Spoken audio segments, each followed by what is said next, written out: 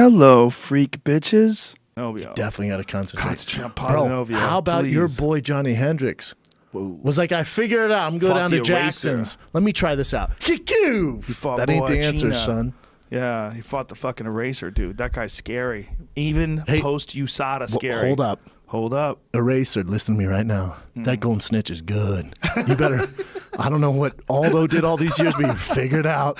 You better figure it out. I looked at his body. I thought, what the fuck? Dude, he's so jacked. He's jacked, in shape. Good. Might be the best looking dude in the UFC. Maybe the best looking dude on the planet. He's right up there. He's right. I didn't want to come off as gay. With his shirt off in particular. Dude, right that's not even a good picture. He's too aggressive there. Yeah. But when they were doing the post-fight showdown, I'm like, I bet he slangs all the ring card girls if he wanted to. As he was talking, I'm like, this dude is just slanging dick out there. Look at it right there. Dude, when he was standing next to Are you Johny Hendricks shitting me? at the weigh-ins, I was like, no, Johnny, you are not a middleweight. This is a middleweight. This is a big middleweight. He's so look how much bigger he is than Johnny. I mean, and shredded. And the fight was basically an assault. It was an assault. You would never believe that Johny Hendricks was a former world champion if you saw the way the eraser beat the shit out of him. I mean, he just beat the shit out of him. Johnny fired back. I mean, he's tough. He tried, threw some leg kicks, threw some punches, but he was just getting fucking destroyed. And just walked down and smashed, kicked to the body over and over again. He was wincing after the first kick to the body. I know, man. The second kick to the body he got hit with, you see him wincing, and here was when he clipped Johny Hendricks. I mean, it was no contest. Unfortunately for Johnny in that fight, if you weren't a fan, just looked in and like, oh, he got out of the crowd to fight this dime piece. Like, look at that. Right? Oh, this guy who likes to drink beers fighting this dime piece Brazilian. Well, he might be the best looking Brazilian of all time, by the way. Johnny is just not the same guy. He's just not the same guy, and you could speculate all day. There's nothing wrong with that. Reasons why. You know what I'm saying? Like, Right. I think sometimes people hate on guys for what they've done lately, but for Johnny Hendricks, man, you've had a great career, brother. I love know, Johnny. but it's just You've hard had a great for me career, to but watch him in sometimes a weight class above where I agree. he should be. I agree. Because he doesn't want to watch his diet.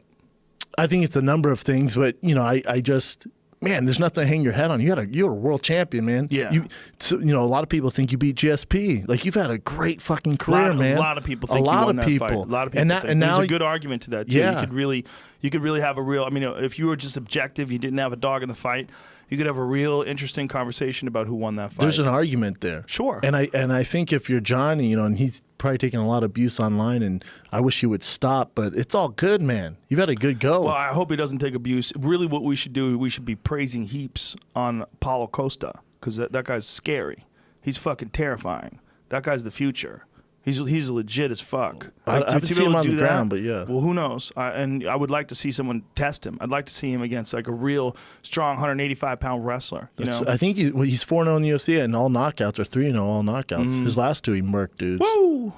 So what we got to see is he's for real and he's the future. How's he not on the cover of GQ or some shit? I'm telling you, man. When I was watching, I was like, the fuck? Well, that could be the one thing that I look does like him fucking in. Weinstein next to him. He was fucking, good-looking dude, man. Maybe that could be what does him in. You just OD on pussy.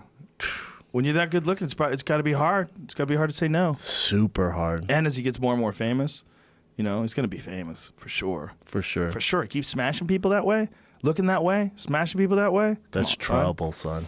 If he's not famous, he should sue the UFC. So like, you look at this face. You shitting me? Look at this body. How the fuck am I on the front cover of the video game, for God's sake? Useless fucks.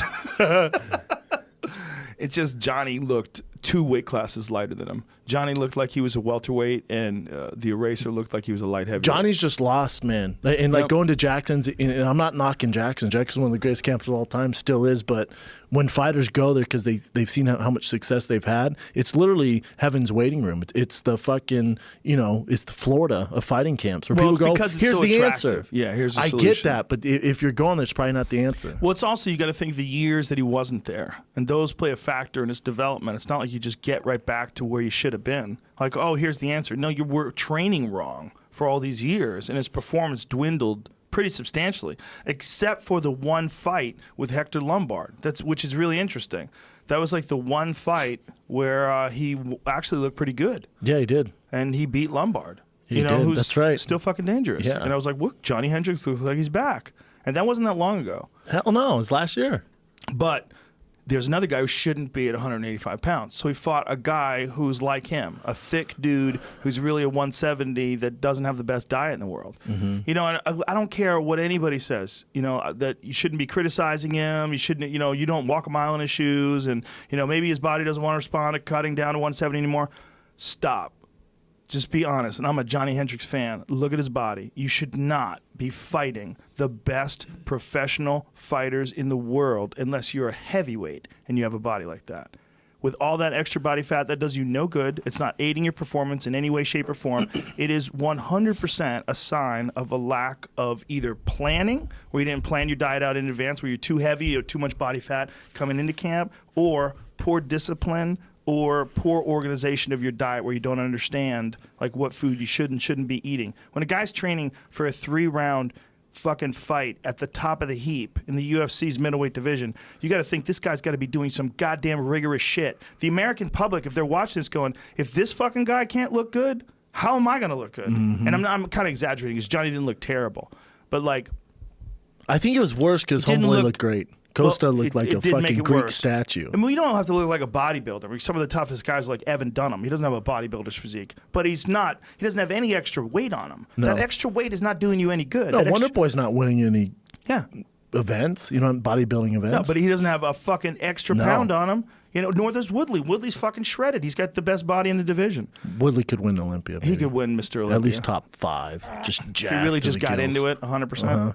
He's got phenomenal genetics. But anyway, he's not. You can't be competing at the highest levels of the sport, giving up that much of an advantage. Like if that was like an agreement that you had, like, all right, we could fight at 185, but you have to be 20% body fat, and I could be 10. Like, what? Especially this day and age. Like, mixed martial arts is such a high level. Like, so high level. Dude, I was just going over the welterweights the other day, and I'm like, holy shit. Holy shit. There is so much talent. Like, the UFC and the welterweight division is such good hands. There's so much young, killing talent. Yeah. If you're not taking every advantage of the techniques and your training, you're left in the dust. And Johnny is from that old school kind of training. You know what I'm saying? Like, he's an older cat, man. Well, what he was talking about when he was talking about training in Texas, that he couldn't spar hard with people or they wouldn't come back, that he had to, like, take it light on them. And then what he really loved about going to Jax is he was dealing with real high-level fighters all the time. So he was getting great training in, which I thought was great to hear. But it's not great that he spent so much time doing it the other way. Hell no. In 2017? You lose your focus. You lose the drive, and you just start going through the motions if you're not being challenged all the time. And he was obviously being challenged in competition, but he should have been with a real camp a long time ago. Agree. What happened with him? He was with Team Takedown, and they had some sort of a weird agreement. Yeah, so he was a Team Takedown. He came from Oklahoma State, right? National champion, whatever, 70-time All-American, just a monster.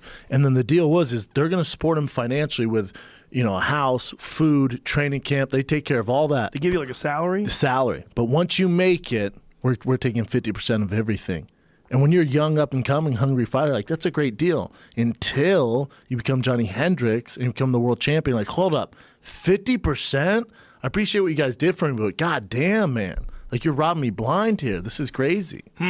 So they had to go separate ways. Here's the question. They opened Big Rig Steakhouse. That was a terrible idea. I would eat there, though. I would eat there just for the story. Yeah, me Instagram. too. That shit better be good. You and me, selfie, smile, hold up the menu. But I'll hate on it if it wasn't good, Johnny. You leave a Yelp review? Yeah, like, bro, terrible. Have you ever Yelp reviewed? I've never. Have you? Never. That's why we're friends. Have you ever left a comment on YouTube? Nope. That's why we're friends. Have you ever hated on a guy on Instagram? I don't think so. No, me neither. No, it's not really my style. No. It's a waste of time. Yeah, my friends don't do that. I don't have any friends that time. I don't get. Yeah, what the fuck are you gonna do? There's only so much time in this world. You should choose to use it wisely. I was doing at my last show. Some guy asked me a question. He stood up and goes, "Hey man, have you read the YouTube comment?" I went, "Stop there." He goes, "I've never read a YouTube comment in my life, my man." So there's no question. He goes, "Really? Never?" I went, "Not once. I'm too busy creating material for you guys. I'm not reading comments, man." He's like, "All right, no doubt." He's trying to tell you something he wrote. Some shit. It was really mean. Probably trolling. Probably. Maybe. He felt it. He was running with it. Hopefully not. We're not hating on a guy like Johnny. I love Johnny. Like I said, there's no reason. But it is reality, right?